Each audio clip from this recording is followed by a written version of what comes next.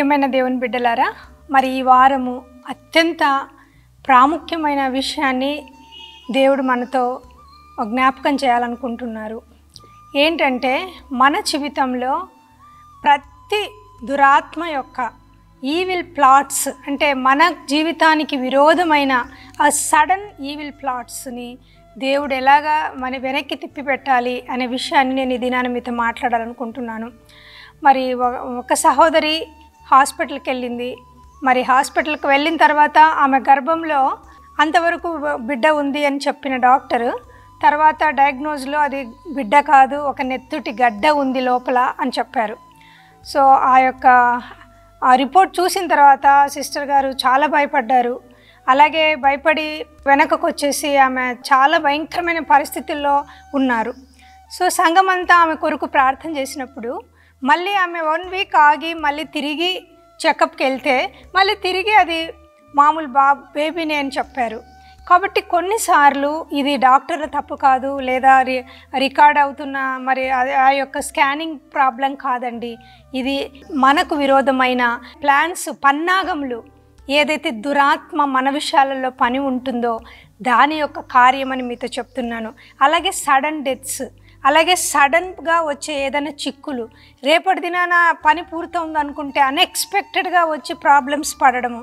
అలాగే ఇంకొక సహోదరునికి కూడా నేను ఒక ఎగ్జాంపుల్ చెప్పాలనుకుంటున్నాను. ఆయన డాక్టర్ దగ్గరికి వెళ్ళారు, ఆయనకు జ్వరం వచ్చిందని వెళ్ళారు, బ్లడ్ రిపోర్ట్స్ తీసుకున్నారు. బ్లడ్ రిపోర్ట్స్ తీసుకున్న తర్వాత ఆయనకు వచ్చిన రిపోర్ట్ ఏంటంటే ఆయనకు ఎయిడ్స్ ఉందనేసి. సో అతను ఇంకా అంటే షార్టర్ అంటే ఇంకా పడిపోయాడు అనమాట, ఇంకేం చేయాలో కూడా ఆలోచన లేకుండా.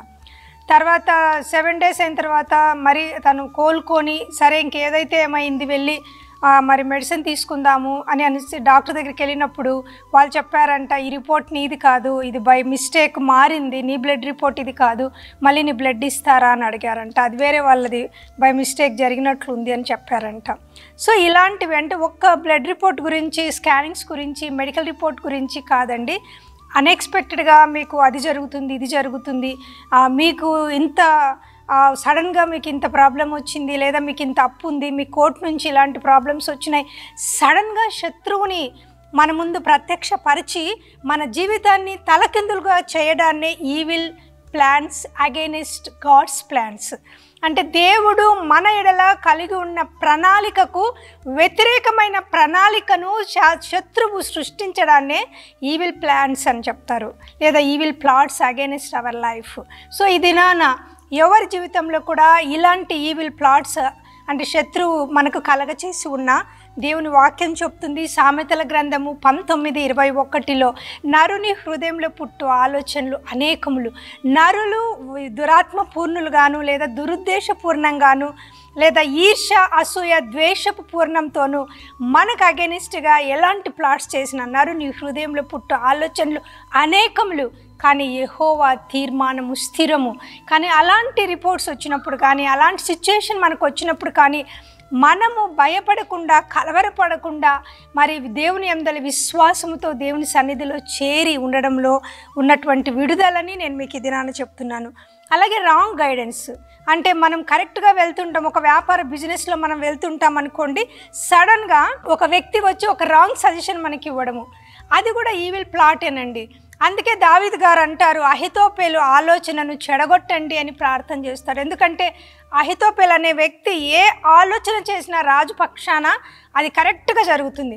అదే వ్యక్తి వెళ్ళి మరి రాజుకు అగెనిస్ట్గా ఉన్నప్పుడు అతని ఆలోచన చెడగొట్టమని దావీదు గారు ప్రార్థన చేశారు. కాబట్టి మనం కూడా ఈవిల్ ప్లాట్స్ ఎవరైనా ఆలోచన కలిగి ఉంటే ఆలోచనను ఇట్ సెల్ఫ్ మన నాశనం చేయాలని మనం ప్రార్థన చేయాలి.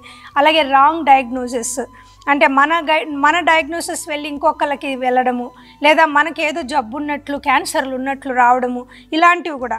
అలాగే కొన్నిసార్లు ఏ రీజన్ కనపడదండి, డాక్టర్స్ వెతికినా ఎక్కడ కూడా రీజన్ కనపడదు, కానీ సఫరింగ్ ఉంటుంది, చాలా సఫర్ అవుతుంటారు. That is the evil plot against, లేదా ఒక చేతబడి మాంత్రిక తాంత్రిక శక్తుల వలన, దురాత్మల వలన మరి ఇబ్బంది పడుతుండడం కూడా, మనకు తెలియకుండా ఏ రీజన్ లేకుండా సఫర్ కావడం కూడా ఆ యొక్క ఈవిల్ ప్లాట్స్ యొక్క లక్షణం అండి. అలాగే మన జీవితంలో మన డెస్టినీని మనం రీచ్ కాకుండా అనేకమైన చిక్కులు మనకు పెట్టడము, లేదా ఈ రోజున మనం ఒక 100 గోల్స్ మనం రీచ్ అవుతాం అనుకుంటే మధ్యలో చాలా రకాలైనటువంటి అవాంతరాలు, అనవసరమైన కొట్లాటలు, అనవసరమైన యుద్ధాలు, అనవసరమైన దండయాత్రలు, అనవసరమైన ప్రాబ్లమ్స్, అనవసరంగా మన మెదడుని తినే పరిస్థితులు, మాటలు చాలాసార్లు. అందుకే యోబు గ్రంథంలో రాయబడింది 5వ అధ్యాయంలో, నోటి మాటల వలన కలుగు నొప్పి నీకు తగలకుండా ఆయన నిన్ను మాటు చేయునుగాక. అలాంటి నొప్పితో కూడిన మాటల ద్వారా కూడా మన డెస్టినీని మార్చే పరిస్థితులు ఉన్నాయండి. సో అక్కడి నుంచి కూడా చాలామంది లేడీస్ సఫర్ అయ్యేది ఏంటంటే, వాళ్ళు ఇలా అన్నారు, ఇలా అన్నారు, ఇలా అన్నారు, నిందకు గుండెలు బద్దలు చేసుకునే వాళ్ళు ఉన్నారు, నిందకు సూసైడ్లు చేసుకునే వాళ్ళు ఉన్నారు. మనం సోషల్ మీడియాలో చూస్తూ ఉన్నాము.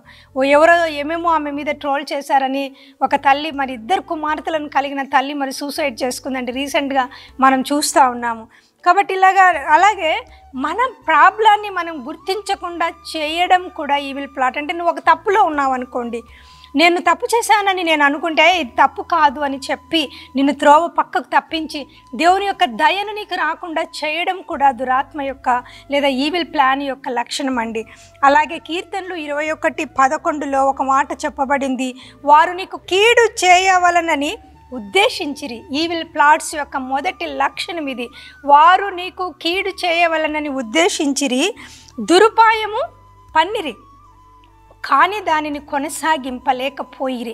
ఈ వాక్యము ఇది నీ జీవితంలో నెరవేరునుగాక. నీ బాస్ కావచ్చు, నీ తల్లిదండ్రులు కావచ్చు, నీ పిల్లలు కావచ్చు, లేదా నీ జీవితంలో ఎవరైనా కావచ్చు, నీ డెస్టినీని నువ్వు దూరం పరుచుకోవడానికి వాళ్ళు వాడే దురపాయాలు కావచ్చు, లేదా వాళ్ళు ఉద్దేశించిన ఏవైనా కావచ్చు, కానీ దానిని వాళ్ళు కొనసాగింప చేయకుండానట్లుగా దేవుడి దినాన్ని కృప అనుగ్రహించునుగాక. ఎందుకు అంటే నీవు వారిని 12వ వచనం అండి, కీర్తనలు 21:12 వచనంలో, నీవు వారిని వెనుకకు త్రిప్పివేసేదవు, నీ వింటి నారులను బిగించి వారి ముఖముల మీద కొడతారు. ఇది దేవుని బిడ్డలు ఎవరైతే ఉంటున్నారో వాళ్ళకు వ్యతిరేకంగా ఏ ప్లాన్స్ చేయబడి ఉన్నా, ఏ ప్లాట్స్ సిద్ధపరిచి ఉన్నా, ఏ పన్నాగాలు చేయబడి ఉన్నా, నజరేయుడైన యేసు ప్రభు వారి నామంలో వాళ్ళకు విరోధంగా రూపించబడిన ప్రతి ఆయుధము, ప్రతి ప్లాటు, ప్రతి దురభిప్రాయము, దురుపాయము, ప్రతిది దేవుని యొక్క నామములో మరి వెనుకకు తిప్పివేయబడునుగాక. వారు దానిని కొనసాగింపకుందురుగాక. మీ కొరకు ప్రార్థిస్తున్నాను. ఎవరికైనా ప్రార్థన సహాయం కావాలి ఈ విషయంలో అనుకుంటే మీరు మమ్మల్ని సంప్రదించవచ్చును. దేవుని నామంలో ఎటువంటి కీడు మీ జీవితాలకు కలగకుండా ఆయన కాపాడునుగాక. ఆమెన్.